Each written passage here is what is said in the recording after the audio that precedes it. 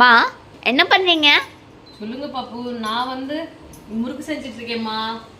அம்மா இங்கே எப்படி செய்கிறீங்க? கிச்சனில் தானே ஸ்டவ் இருக்குது, இங்கே எப்படி செய்கிறீங்க நீங்கள்? நானா பாருங்க இண்டக்ஷன்ல சமைச்சிட்டு இருக்கேன் நான் பாப்பு.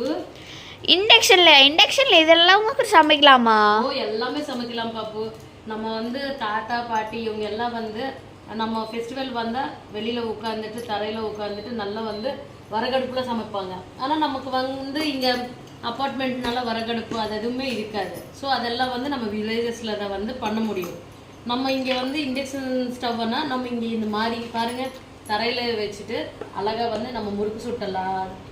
எல்லாமே நமக்கு தேவையான ஸ்நாக்ஸ் எல்லாம் இந்த மாதிரி இண்டக்ஷன் ஸ்டவ்லேயே நம்ம சமைக்கலாம். ஏன்னா ஸ்டவ்வில் சமைச்சிட்டுனா நமக்கு இப்போ டைரக்ட் கேஸ் பைப்ஸ்னால நமக்கு ஸ்டவ்வும் கீழே வைக்க முடியாது. ஸோ நம்ம நின்றுட்டே 1 hour 2 hours நம்ம நின்றுட்டே சமைக்கணும். அதுக்கு பதிலாக நம்ம இண்டக்ஷன் ஸ்டவ்வில் இந்த மாதிரி கீழெல்லாம் நல்லா பேப்பரெல்லாம் விரிச்சிட்டு இந்த மாதிரி செட்டப் வச்சுட்டுன்னு வச்சுக்கோங்களேன், இப்படியே உட்காரலாம்.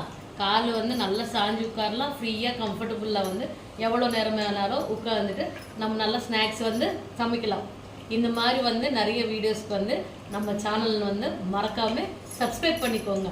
நம்ம channel Tamil Billa. Please like share and subscribe Tamil Billa.